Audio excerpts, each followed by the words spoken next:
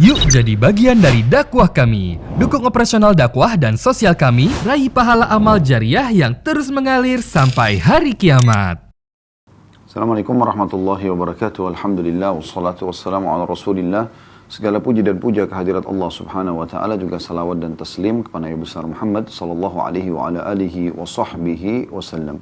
Lanjutkan teman-teman sekalian di Rabu siang hari seperti biasa bedah buku Riyadhus Shalihin tulis oleh Imam Nawawi rahimahullah.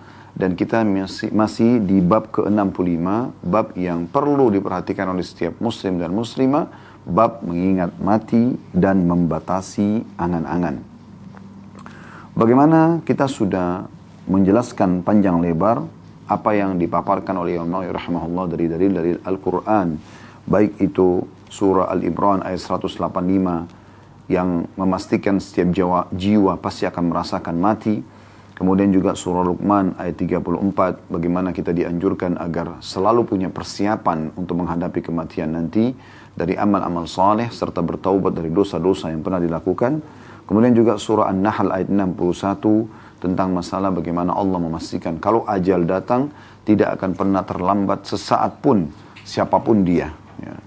Kemudian juga ada surah Al-Munafiqun ayat 9 sampai ayat 11 tentang gambaran penyesalan orang-orang yang pada saat datang kematian kepada mereka dan belum sempat bersedekah juga beramal soleh secara umum, lalu mereka minta agar dikembalikan ke dunia agar mereka bisa mendapatkan diberikan kesempatan untuk beramal soleh. Namun penyesalan ini tidak akan bermanfaat bagi mereka karena ajal kalau sudah datang tidak akan pernah ditunda. Serta kita juga sudah membaca panjang lebar ayat-ayat yang mulia yang ada dalam surah Al-Mu'minun ayat 99 sampai 115. Dan yang ini saya ingin titik beratkan, saya ingin mengulangi kembali, ini yang terakhir kita bahas pada Rabu yang lalu. Anda yang pegang bukunya bisa lihat di halaman 452. Saya bacakan Al-Mu'minun ayat 99 sampai 115. A'udzu billahi minasyaitonir rajim. Hatta idza jaa ahadahumul mautu qala rabbirji'un. Demikianlah keadaan orang-orang kafir itu ketika datang kematian kepada mereka, mereka mengatakan, wahai Tuhanku, kembalikanlah aku ke dunia. Untuk apa? Ini ayat 99-nya. Ayat 100-nya, untuk apa mereka minta kembali ke dunia? Untuk makan lagi makanan favorit mereka, untuk duduk nongkrong lagi dengan sahabat-sahabat mereka, untuk meeting bisnis lagi proyek yang miliaran atau triliunan, atau untuk bersenggama, berkumpul, bercumbuan dengan istri, berkumpul dengan anak-anak. Demi Allah bukan itu. Pada saat kematian datang, yang mereka minta hanya ini. Mereka mengatakan di ayat 100-nya, la'alli a'malu salihan fima tarakt, kalla innaha kalimatun huwa qailuha, wa min waraihim barzakhun ila yaumi yub'atsun. Maka pada saat itu mereka minta, wahai Tuhanku, kembalikanlah aku ke dunia agar aku dapat berbuat kebajikan yang telah aku tinggalkan. Penyesalan, kenapa dulu nggak beriman, kenapa dulu nggak sholat, kenapa dulu nggak sedekah, kenapa nggak baca Quran, kenapa nggak bakti sama orang tua, kenapa nggak haji dan umroh, kenapa.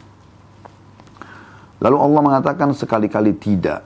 Walaupun mereka nangis darah tidak akan ada gunanya, sungguh itu adalah dalih yang diucapkan saja. Dan di hadapan mereka ada barzakh sampai hari mereka dibangkitkan. Artinya ada tahapan alam kehidupan yang mereka harus lalui sebelum menuju kepada hisab di akhirat nanti. Tapi itu pun di barzakh ini ada, sebagaimana kita tahu di alam kubur ada kehidupan sendiri, bisa menjadi taman dari taman surga bagi orang-orang beriman dan patuh, dan menjadi lubang dari lubang neraka bagi orang yang durhaka dan durjana. Ya. Kemudian selanjutnya, 101-nya Allah mengatakan, فَإِذَا نُفْخَ فِي الصُّورِ فَلَا أَنْسَابَ بَيْنَهُمْ وَيَوْمَئِذٍ وَلَا يَتَسَاءَلُونَ. Dan ingatlah, pada saat nanti sangkakala ditiupkan, hari kebangkitan, mereka juga akan meninggalkan barzah itu. Maka tidak ada lagi pertalian keluargaan di antara mereka pada hari kiamat itu. Dan tidak pula mereka saling bertanya. Mereka tidak mau bertemu. Saya dan Anda tidak mau bertemu nanti di hari kiamat. Berharap tidak ketemu sama orang karena khawatir nanti orang itu punya hak yang dia akan tuntut kepada kita. Serta di saat itu tidak ada lagi manfaatnya dinar dan dirham. Tidak ada lagi rupiah, dolar, euro. Sudah nggak ada semua, nggak ada manfaatnya. Nggak bisa negosiasi lagi. Nggak bisa lagi ada ucapan maaf. Mereka tidak akan menerima ucapan maaf. Karena itu Nabi SAW pernah mengingatkan para sahabatnya dalam sebuah riwayat, hati-hatilah siapa yang punya permasalahan dengan saudaranya, selesaikan di sini, di dunia. Sebelum datang hari nanti, maksudnya hari kiamat, yang tidak bermanfaat lagi dirham dan dinar. Maka para sahabat faham masalah ini. Berarti di saat itu tidak lagi negosiasi. Gak ada manfaatnya harta semewah apapun, semahal apapun, yang mungkin di dunia akan bernilai, di akhirat tidak akan ada nilainya. Maka mereka mengatakan, ya Rasulullah, lalu pada saat itu apa? Apa yang bisa menebus kesalahan kami sehingga kami lepas dari tuntutan-tuntutan orang-orang? Kata Nabi SAW, amal solehmu atau dosa mereka. Kau bayar dengan amal solehmu, sholatmu, puasamu, sedekahmu, semua habis dibagi-bagikan kepada orang-orang ini. Atau kalau tidak cukup, dosa-dosa mereka yang mereka lakukan yang bisa membuat mereka risih di neraka ditimpahkan kepadamu. Oleh karena itu berbahaya sekali. Sudah diingatkan di sini. Ayat 102-nya, "Faman thaqulat mawazinu faulaika humul muflihun." Siapa yang pada saat hari kiamat nanti berat timbangannya, timbangan amal solehnya, maka mereka adalah orang-orang yang beruntung. Waman khaffat, di 103-nya, "Waman khaffat mawazinu faulaika alladziina khasiru anfusahum fi jahannam khalidun." Waman khaffat mawazinu faulaika alladziina khasiru anfusahum fi jahannam khalidun. Dan siapa yang ringan timbangannya, timbangan amal saleh maksudnya, ya, maka mereka adalah orang-orang yang merugikan diri mereka sendiri. Mereka akan masuk ke dalam neraka jahannam dalam kondisi kekal. Kemudian di ayat 104-nya, talfahu wujuhahumun nar wa hum fiha kalihun. Dan pada saat itu, ya, wajah mereka akan dibakar oleh api neraka. Dan mereka di dalam neraka dalam keadaan muram dengan bibir yang cacat. Saya sudah jelaskan ini pada pertemuan yang lalu ya. Bagaimana Nabi SAW menyampaikan kalau hari kiamat nanti penghuni neraka itu, na'udzubillah, semoga Allah selamatkan kita. Itu bibir atas mereka meleleh ya, sampai bisa terlipat ke kepala mereka. Dan bibir bawah mereka juga meleleh sampai jatuh ke perut mereka. Itu saking panasnya pada saat itu. Saking panasnya pada saat itu. Kemudian Allah mengatakan juga di ayat 105-nya, alam takun ayati tutla alaikum fakuntum biha tukadzibun. Bukankah ayat-ayatku telah ditilawakan kepada kalian tapi kalian mendustakannya? Sudah diingatkan, sholatlah, berimanlah, puasalah dan seterusnya, tapi mereka lebih memilih untuk mendustakannya. Nggak benar, untuk apa sholat, untuk apa beriman dan seterusnya, ya. Kemudian dikatakan selanjutnya oleh Allah, ayat 106-nya, Qalu Rabbana ghalabat alaina syikwatuna wa kunna qauman dhalin. Maka mereka menjawab mengatakan, wahai Tuhan kami, sesungguhnya kejahatan diri kami ya, itu telah mengalahkan atau menguasai jiwa-jiwa kami sehingga kami melakukan perbuatan tersebut ya.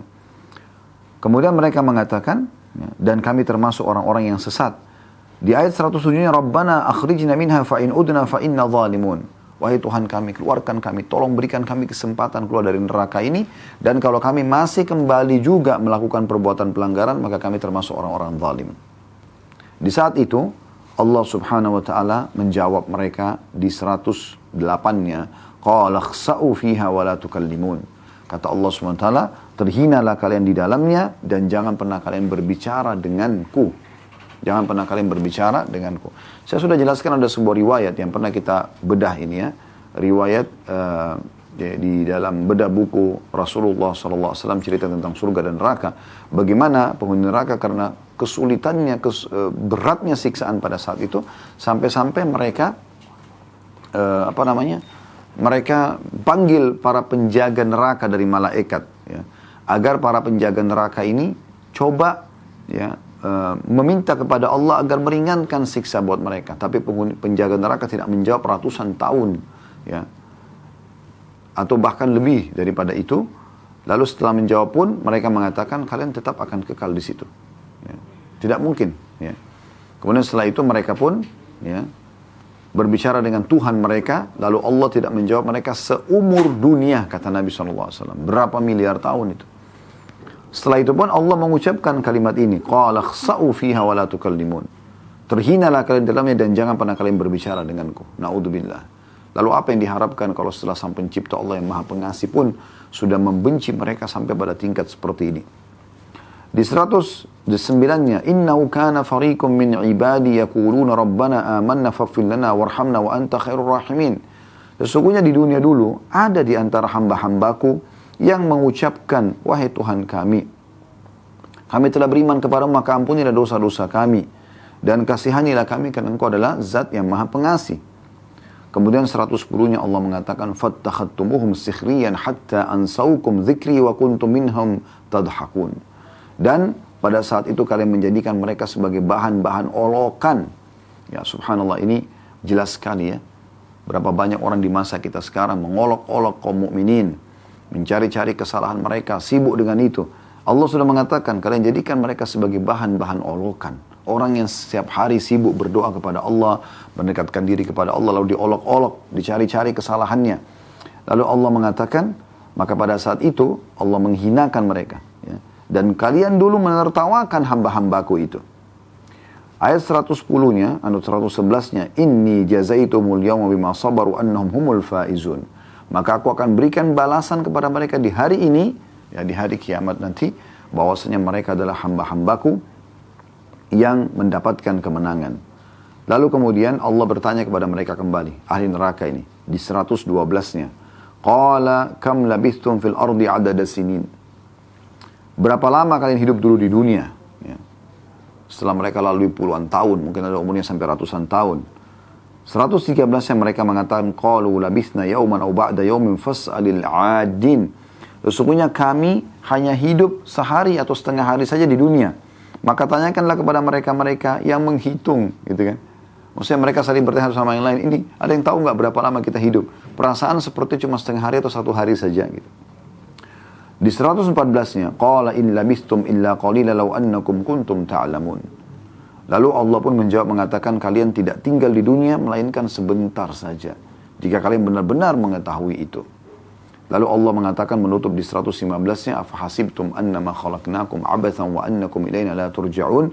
Apakah kalian mengira bahwasanya kami ciptakan kalian sia-sia tanpa ada tujuan dan kalian tidak akan dikembalikan kepada kami? Tanda tanya.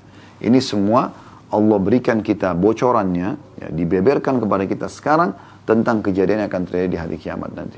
Tinggal Anda mau menjadi golongan yang Allah mengatakan tadi humul faizun, mereka adalah orang-orang yang menang dan beruntung, atau Anda menjadi orang-orang yang justru menyesal abadi di neraka justru karena tidak beriman kepada Allah subhanahu wa ta'ala dan mengolok-olok orang-orang beriman. Kemudian juga surah Al-Hadid, ya, saya maaf luput, ini ada satu lagi yang ini juga sudah kita bahas pada pertemuan yang lalu, ya, di mana Allah subhanahu wa ta'ala di ayat 16-nya mengatakan, Alam ya'ni lilladhina amanu an takhsha qulubuhum li dzikrillahi wa ma nazala minal haqqi wa la yakunu kalladhina utul kitaba min qablu fatala 'alaihimul amadu faqassat qulubuhum wa katsirun minhum fasiqun. Belum tibakah waktunya bagi orang-orang yang beriman untuk mereka khusyuk mengingat Allah dan mematuhi kebenaran yang telah diwahyukan kepada mereka. Dan janganlah mereka berlaku seperti orang-orang yang telah menerima kitab sebelum itu, karena kemudian mereka melalui masa yang panjang sehingga hati mereka menjadi keras dan banyak di antara mereka menjadi orang-orang yang fasik. Maksudnya adalah bagaimana ya dalam Al-Quran ini Allah subhanahu wa ta'ala ingin menyentuh dari ayat yang kita baru baca, Hadid ayat 16, orang-orang beriman. Kalau tadi kan orang-orang yang memang lalai, orang kafir, ya kan? Di sini sekarang orang beriman Allah ngajak. Allah mengatakan alam ya'ni alladziina amanu an takhsha qulubuhum li dzikrillah wa ma nazala minal haqq. Belum tibakah saatnya, hai orang-orang beriman, hai para pemuda muslim dan muslimah, ya, belum tibakah saatnya hati kalian tunduk dan khusyuk kepada Allah dan apa yang diturunkan dalam Al-Quran, apa yang disampaikan dalam hadis Nabi SAW, ini singgungan dari Allah subhanahu wa ta'ala. Lalu sampai kapan kalian selalu mau lalai? Sampai kapan kalian selalu mau lalai? Sementara teman-teman sekalian, iman itu harus dipupuk, gak bisa tidak. Kita harus terus menjaganya. Kita istiqamah, konsisten, kita menjaga, kita mengejar keutamaannya. Dan tidak boleh lalai, sesaat pun tidak boleh lalai. Apalagi sampai sehari atau 2 hari. Sehingga kita selalu dalam keadaan beriman, beramal soleh sampai ajal datang. Dan itu yang diperintahkan oleh Sang Pencipta Allah. Syaitan tidak ingin itu terjadi. Dia akan berusaha untuk membuat kita menyimpang dari jalan Allah subhanahu wa ta'ala. Cuma memang kita bisa menepisnya, kita bisa menolaknya. Tinggal mau atau tidak saja. Maka ini harus digarisbawahi baik-baik. Allah subhanahu wa ta'ala adalah sebaik-baik tempat bersandar. Maka patuh dan tunduklah kepadanya. Patuh dan tunduklah kepadanya. Ini sebuah karunia yang sangat besar kalau Allah subhanahu wa ta'ala mudahkan kita tersentuh secara keimanan, lalu mau beramal saleh. Jangan dilalaikan itu, jangan disia-siakan. Jangan tinggalkan setelah Anda merasakan kenikmatan ibadah. Jangan lagi membuka pintu-pintu dosa yang akhirnya mengurangi kadar keimanan dan kenikmatan ibadah itu. Jadi kembali kepada Allah secara seutuhnya, sepenuhnya, dan insya Allah kita akan bertahan seperti itu sampai meninggal dunia. Sebagaimana Allah sebutkan dalam Al-Quran, hatta wa'bud rabbaka hatta ya'tiyakal yakin. Sembahlah Tuhanmu setelah kamu mengenal Tuhanmu, setelah faham, ya, sampai datang kepadamu kematian. Jadi ini kurang lebih gambaran ayat-ayat Al-Quran yang sudah kita pelajari pada pertemuan yang lalu, teman saya merasa perlu untuk diulangi. Dan kita akan masuk insya Allah sekarang di hadis pertama dalam bab ini. Hadis nomor 579 dari awal belajar berbunyi dari Ibnu Umar radhiyallahu anhu, beliau berkata, "Akhadha Rasulullah sallallahu alaihi wasallam bimankibi faqala kun fid dunya ka'annaka gharibun aw 'abiru sabil." Wa kana Ibnu Umar radhiyallahu anhu yaqul, "Idza amsayta fala tantadhiru as-sabah wa idza asbahta fala tantadhiru al-masa wa khudh min sihhatika limaradika wa min hayatika limautik." Hadis ini hadis sahih diriwayatkan oleh Bukhari. Kata Abdullah bin Umar radhiyallahu anhu, Rasulullah sallallahu alaihi wasallam suatu hari pernah memegang pundakku, lalu beliau bersabda, "Jadilah kamu di dunia ini, hai Ibnu Umar, seperti orang asing atau orang yang melintas di jalan saja, orang lewat." Lalu Ibnu Umar mengambil pelajaran daripada pesan itu, beliau berkata, "Apabila kalian atau kamu berada di sore hari, maka jangan pernah menunggu esok pagi. Dan apabila kamu berada di pagi hari, maka jangan menunggu sore hari. Pergunakanlah masa sehatmu untuk masa sakitmu, dan masa hidupmu untuk kematianmu." Riwayat ini adalah riwayat yang mulia dan masyhur sekali di kalangan para da'i yang ingin mengingatkan dirinya dan juga umat tentang masalah pentingnya ya tunduk dan patuh kepada Allah Subhanahu wa taala dan berhati-hati dengan ajal yang bisa datang seketika sehingga akhirnya tidak sempat beramal saleh atau tidak sempat bertaubat dari dosa-dosa. Kita lihat bagaimana pesan Nabi alaihi salatu wassalam, dan ini pesan bukan hanya untuk Abdullah bin Umar radhiyallahu anhu, tapi untuk semua umat Islam, tidak terkecuali semua umat Islam. Pesan ini adalah Nabi SAW memegang pundak Abdullah bin Umar lalu mengatakan, "Kun fid dunya," jadikan dirimu di dunia ini ya, ka'annaka gharib, seakan-akan kau orang asing, au 'abiru sabil, atau orang yang cuma melintas saja. Pendek, ringkas, padat. Dan ini masuk dalam istilah jawami al-kalim, atau memang perkataan yang ya, padat namun banyak maknanya. Ya, bisa masuk dalam banyak maknanya, atau luas sekali, mencakup banyak bahasan.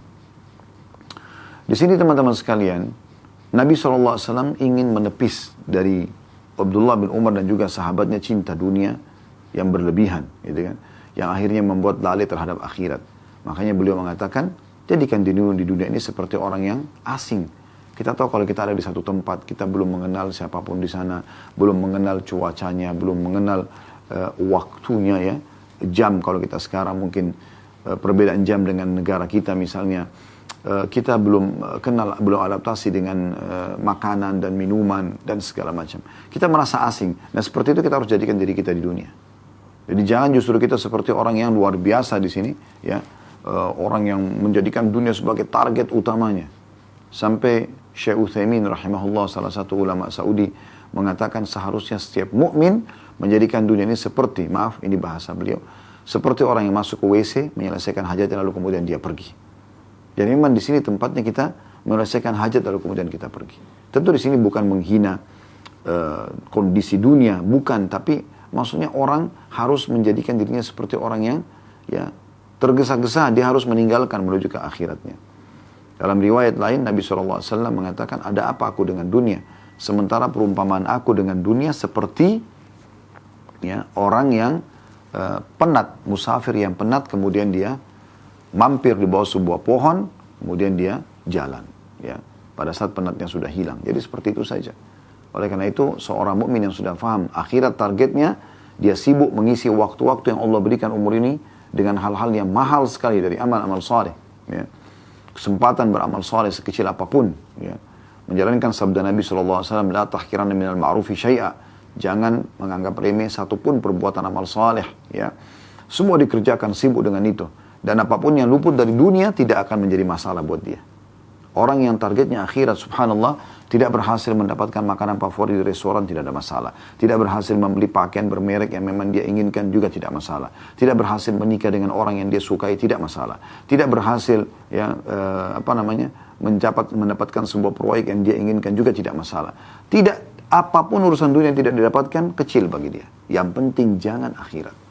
para salafus salih dimulai dari para sahabat ridwanullah alaihim, mereka lebih sedih kalau mereka kehilangan satu kali sholat berjamaah daripada harta mereka yang mereka miliki seluruh dunia ini. Ya.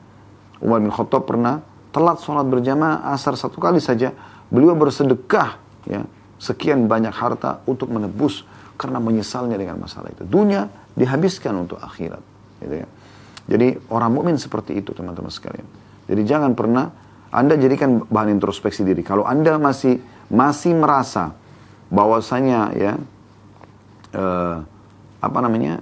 urusan ya, dunia ini kalau ada yang luput kita merasa sedih berlebihan, berarti ada permasalahan dalam keimanan kita.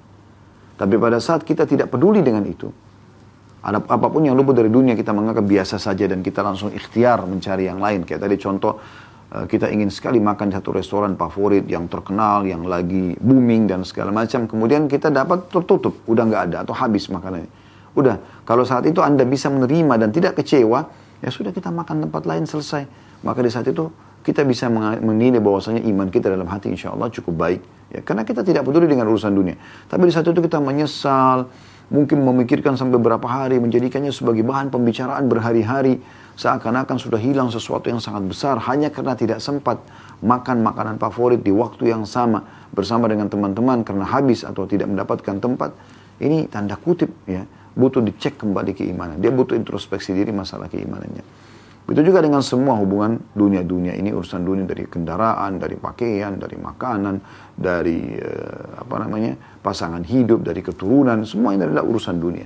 Di saat Allah Subhanahu wa taala berikan, kita terima. Di saat Allah Subhanahu wa taala ya belum memberikan, kita biasa saja. Ya, kita biasa saja. Jangan pernah menunjukkan kekecewaan atas keputusan Sang Pencipta Allah Subhanahu wa taala. Berapa banyak hikmah-hikmah di belakang kejadian yang Allah memang sengaja tidak berikan kepada kita, ternyata ya kita terselamatkan dari banyak masalah atau mara bahaya yang tidak kita ketahui. Bersangka baiklah dengan Allah Subhanahu wa taala dan langsunglah ikhtiar untuk ya melakukan aktivitas selanjutnya. Saya pernah mendengarkan seorang mu'allaf dari orang non-muslim ya di salah satu negara di Asia Tenggara ini. Waktu ditanya kenapa Anda masuk Islam, salah satu penyebabnya dia mengatakan, saya menemukan komunitas umat Islam ini komunitas yang paling cepat untuk keluar dari permasalahan yang sedang mereka hadapi. Karena mereka diajarkan dalam agama mereka, di saat ada masalah mereka memikirkan solusinya. Dan dilarang dalam agama Islam untuk berkeluh kesah. Kata Nabi SAW, kalau terjadi sesuatu, sudah terjadi, katakan qadarallah wa ma syaa fa'al. Allah sudah takdirkan dan Allah lakukan apa yang dia inginkan. Ya, kemudian kata Nabi SAW, jangan buka pintu lau atau kalau seandainya. Karena lau akan membuka pintu-pintu syaitan. Ya, pintu-pintu syaitan. Ya. Baik, ini yang kita bisa ambil dari potongan pertama hadis wasiat Nabi SAW kepada Abdullah bin Umar. Mutiara yang kedua dari hadis adalah Abdullah bin Umar menunggangi wasiat Nabi SAW ini sambil beliau juga ya, memberikan nasihat kepada kita semua. Beliau mengatakan, ya, seakan-akan ya kalau yang saya tangkap ini beliau ingin menyampaikan tentang diri beliau. Setelah saya dapat wasiat tersebut, maka ada poin penting nih yang saya ingin sampaikan. Saya pun amalkan itu, yaitu kalau kalian tiba di sore hari jangan tunggu besok pagi. Jangan pernah berpikir, oh saya masih bisa hidup besok. Mungkin Anda meninggal di malam itu. Dan kalau tiba di pagi hari kayak kita sekarang, jangan pernah menunggu sore hari. Maksudnya selama ada kesempatan beramal soleh, kerjakan segera. Jangan tunda-tunda. Karena itu tidak ada manfaatnya menundanya. Belum tentu kita hidup sampai sore hari. Sadar wahai manusia, miliaran orang sebelum kita, miliaran yang lebih gagah, lebih cantik, lebih kaya, lebih kuat, lebih segala macam, meninggal dunia juga. Ya. Bahkan para ahli bela diri pun sudah meninggal dunia. Walaupun mereka sangat kuat. Ya. Berapa banyak olahragawan dunia yang terkenal di masa mudanya, tapi setelah mereka akhir hidupnya tua, lemah, lalu meninggal dunia. Begitu juga dengan kita semuanya. Maka yang benar adalah bagaimana seseorang menjalankan hadis Nabi SAW pada saat beliau ditanya oleh beberapa sahabat, siapa orang mukmin yang paling cerdas? Kata Nabi SAW, yang paling banyak mengingat kematian dan punya persiapan untuk menghadapi kematian tersebut. Nah ini wasiat yang luar biasa. Bagaimana setiap orang mukmin itu selalu sibuk dengan amal-amal saleh, amal-amal baik tanpa menunda kesempatan. Saya sering menjadikan sebagai simbol hidup saya dan saya berharap ini akan terus berjalan sampai ajal datang nanti insya Allah dan teman-teman bisa amalkan. Setiap kali ada peluang amal soleh, anggap itu adalah kesempatan terakhir yang Allah berikan. Sehingga setelah ini kita tidak hidup lagi.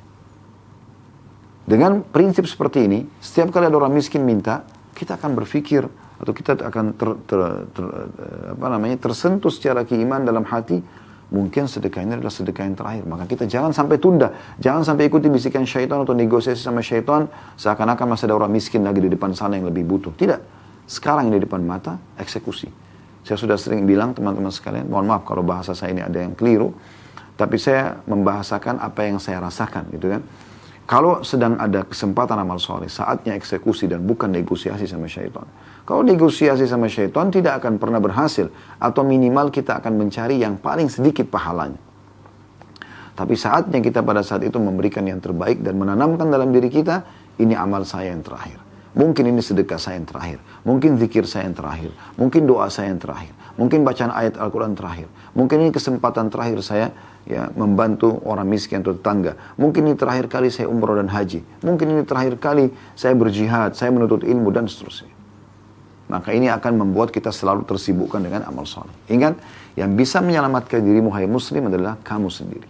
Tidak ada orang lain yang bisa menyelamatkan dirimu. Karena sehebat apapun orang menyampaikan sebuah tausiah, wasiat, ceramah di depan anda, kalau anda sendiri tidak mau memperbaiki diri, maka tidak akan pernah bisa.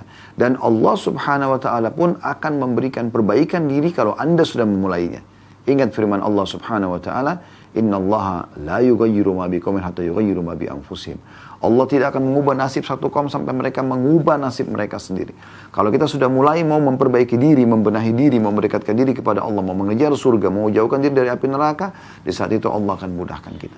Tapi di saat kita terus mau lalai, sibuk terus dengan diskotiknya, barnya, dosa-dosanya, maka Allah pun membiarkan dia dengan dosa-dosa tersebut. Dan dia sendiri yang akan rugi nanti.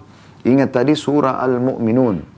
Ya, selalu ulang-ulangi. Itu baca, renungi kembali bagaimana penyesalan yang terjadi di ayat 99 sampai 115 tadi.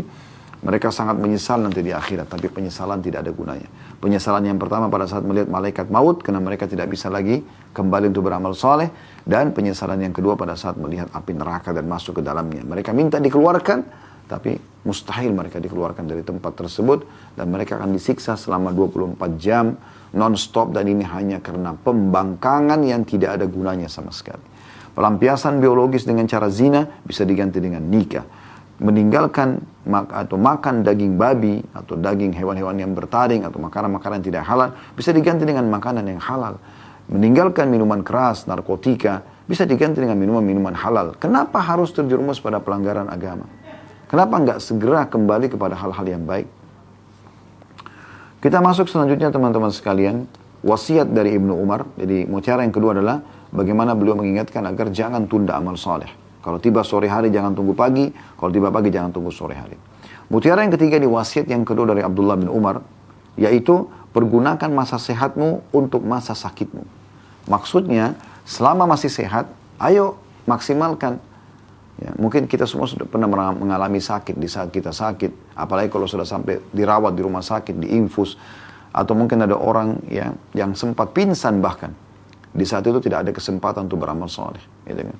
Kenapa sekarang di saat mata kita masih terang, telinga juga masih tajam untuk mendengar suara, lisan kita masih bisa mengucapkan kata-kata, bisa berzikir, bisa berdoa, kita masih bisa bernafas dengan normal, tubuh kita masih sehat semuanya. Kenapa tidak di saat lagi kuat-kuat dan sehatnya ini haji dan umrah, ya, kemudian menuntut ilmu, kemudian sholat malam, sholat duha, sholat berjamaah di masjid? Kenapa nggak lakukan itu? Kenapa nanti kalau sudah tua pakai kursi roda baru mau umrah sama haji? Kenapa nanti kalau sudah putih semua rambut baru mau bertaubat? Ya. Kenapa nggak dari sekarang?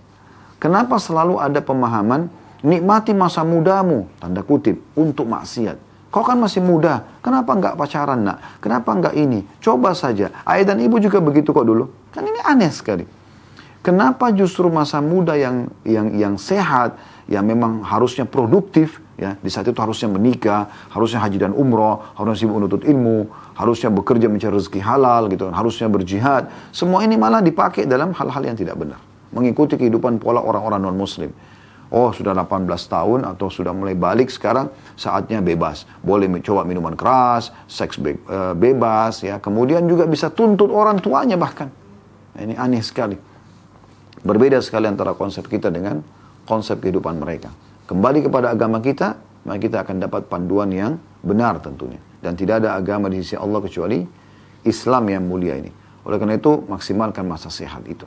Karena di saat sehat kita masih bisa mengatur waktu kita bangun sholat malam. Dan ada sebuah hadis yang mulia, di mana Nabi SAW bersabda, makna hadisnya kurang lebih ya, siapa yang terbiasa mengerjakan satu perbuatan di masa dia mukim dan sehat, maka di saat dia punya udzur, Allah akan berikan pahalanya. Misal, Anda lagi sehat selalu sholat malam. Kemudian satu waktu Anda sakit, demam, meriang, ya. Atau kita lagi musafir, ada halangan, ya. Terjadi bencana alam, gempa, tsunami, dan segala macam. Terjadi peperangan, tidak memungkinkan kita misalnya untuk sholat malam. Maka Allah tetap memberikan pahalanya karena kita di masa sehat dulu selalu mengerjakannya. Begitu juga dengan sedekah, begitu juga dengan baca Quran. Dan begitu juga dengan ibadah-ibadah umumnya. Pesan terakhir dari Abdullah bin Umar radhiyallahu anhu, pesan ketiga beliau, dan ini mutiara yang keempat dari hadis, adalah dan maksimalkan masa hidupmu untuk kematianmu. Maksudnya, selama hidup, maksimalin perbanyak amal baik, sebelum tiba nanti kematian sudah tidak bisa lagi beramal soleh. Pernah kan kita selalu melewati, atau mungkin sudah sering kita melewati kuburan. Sadar nggak teman-teman sekalian, di kuburan itu adalah orang yang sama seperti kita dulu. Manusia juga, laki-laki ataupun perempuan, dan semuanya sama, punya angan-angan, punya harapan, gitu kan. Tapi mereka tidak bisa lagi pada saat azan dikumandangkan, walaupun mikrofon masjid, ya, suaranya muadzin terdengar di seluruh pelosok wilayah itu, tetap saja yang di kuburan tidak bisa bangkit untuk pergi sholat wudhu. Anda masih punya kesempatan. Mereka walaupun banyak di dekat pagar kuburan fakir miskin, mereka tetap tidak bisa bersedekah. Mereka berharap bisa hidup, bisa bersedekah sama orang itu. Tapi udah nggak bisa. Berapa banyak kesempatan kita bisa berzikir, bertakbir, bertasbih, beristighfar. Orang-orang mati sudah tidak bisa lagi. Ya. Berapa banyak kesempatan untuk tinggal beli tiket pesawat, uang-uang yang kita tabung dipakai haji dan umrah, orang-orang mati sudah tidak bisa lakukan. Dan seluruh amal soleh mereka sudah tidak bisa lakukan lagi. Kenapa tunggu nanti kita mati baru nyesel? Ingat ya, ada sebuah riwayat yang dihasankan oleh para ulama. Makna hadisnya kurang lebih ya, kata Nabi SAW, nanti ya, orang mukmin kalaupun masuk ke dalam surga, masih ada penyesalan yang terjadi pada dirinya, ya, dari adanya waktu-waktu di dunia yang mereka tidak pakai untuk zikrullah. Padahal mereka sudah masuk ke dalam surga.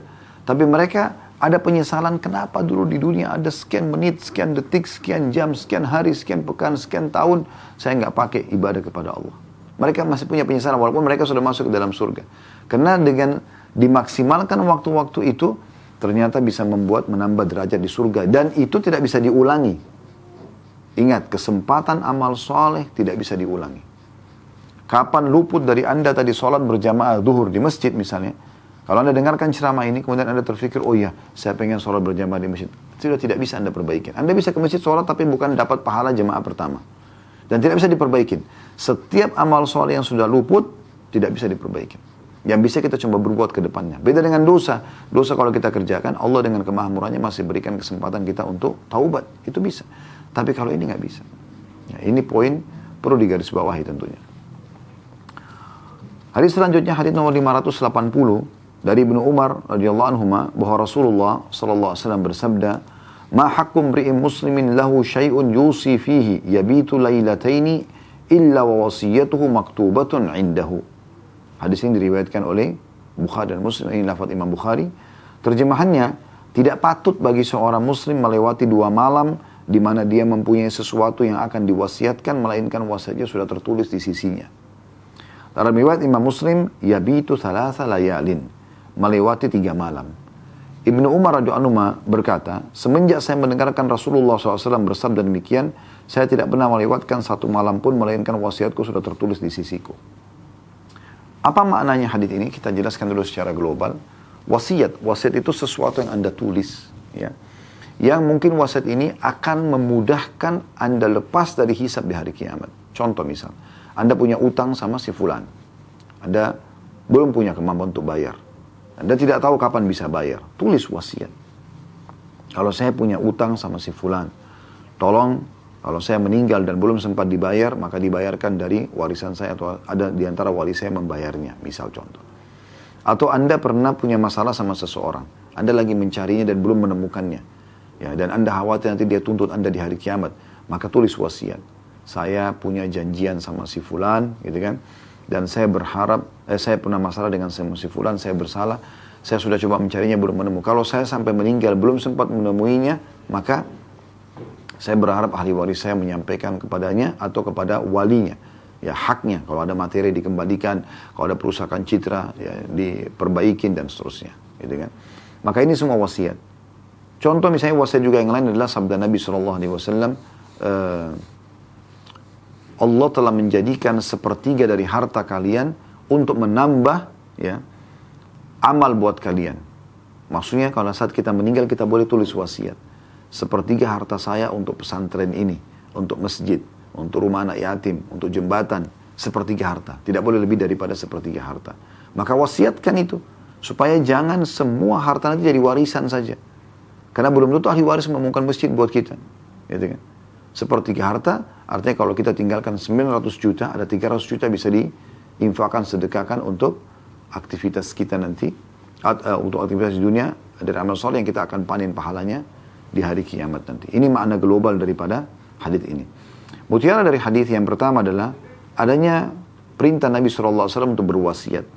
Dan sudah kami jelaskan tadi bagaimana pentingnya dan contoh-contoh wasiat itu.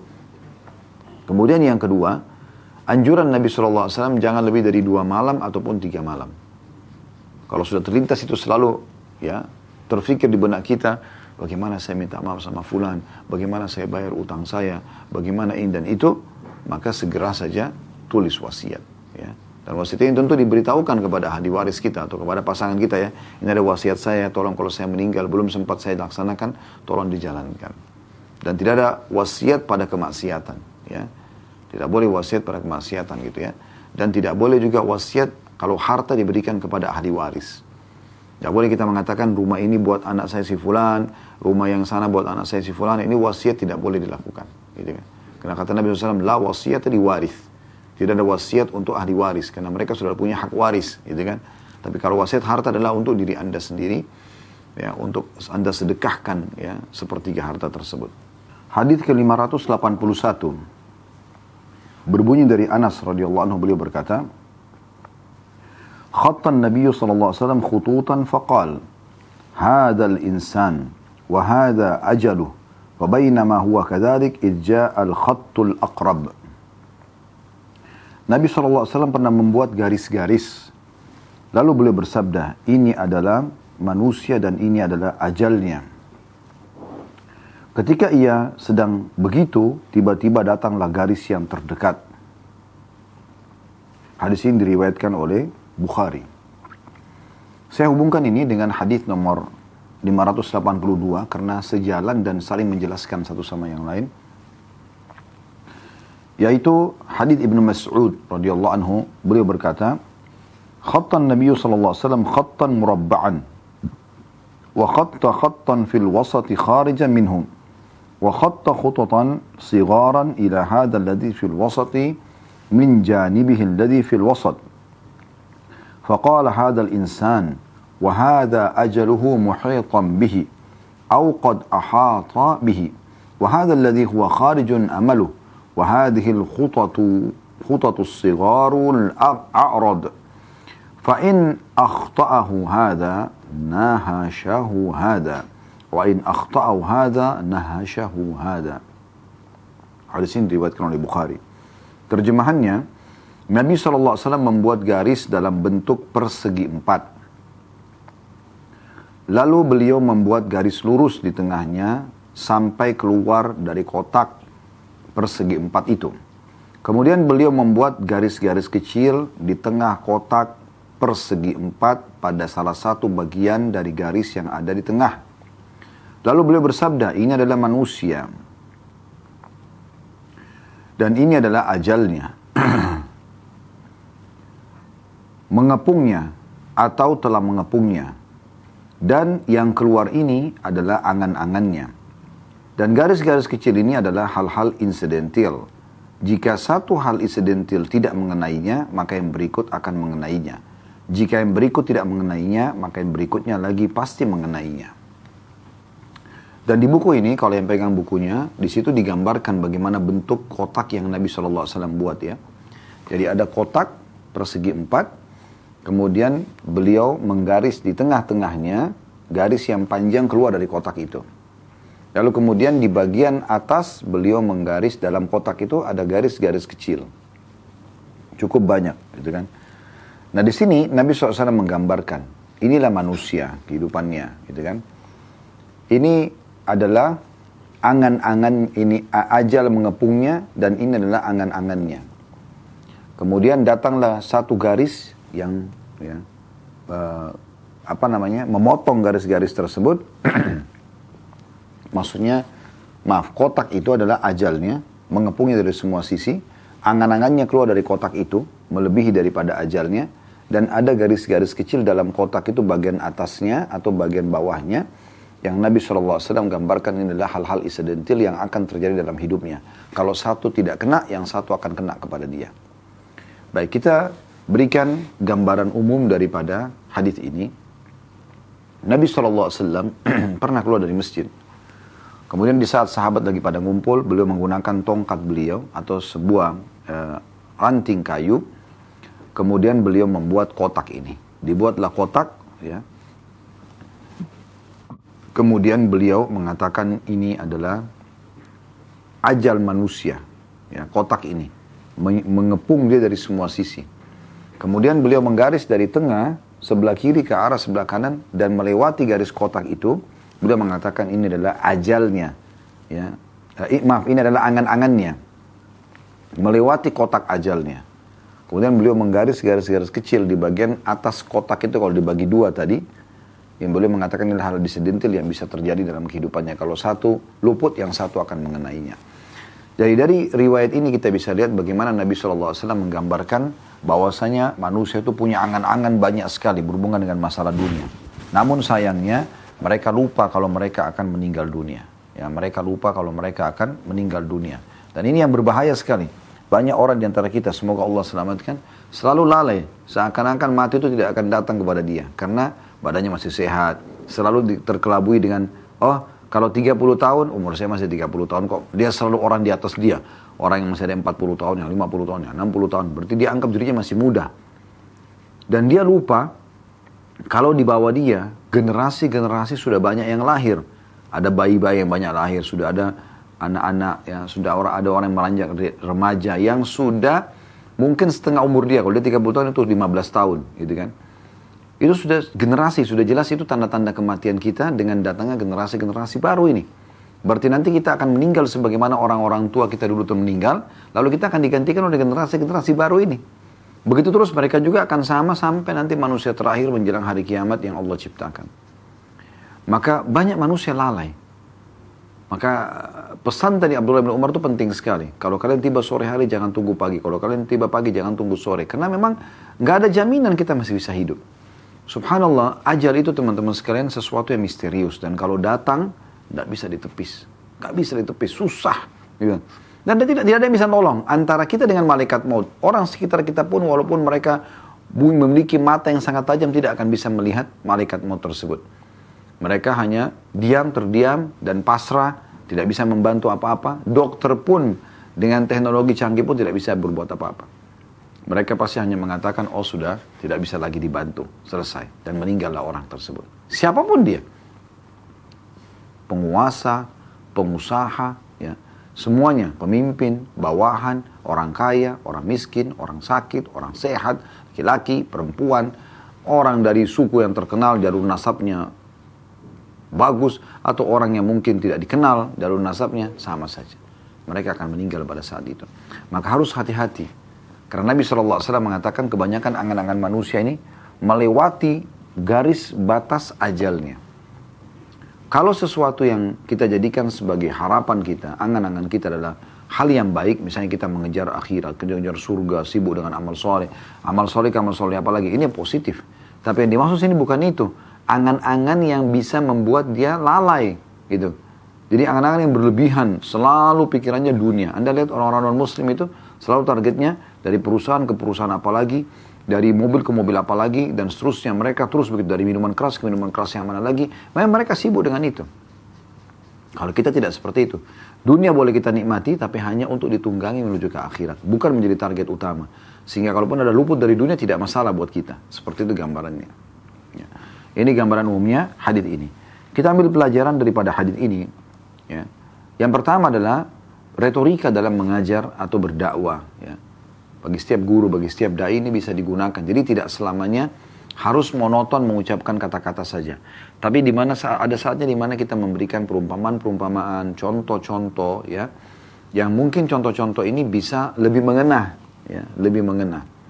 Saya pernah coba mengadakan pelatihan misalnya, selain menyampaikan tema tentang harus siap menghadapi kematian dan bagaimana seorang mukmin bertobat segera sebelum datang ajalnya, kami juga pernah buat pelatihan bagaimana kematian itu kalau dihadapi secara langsung.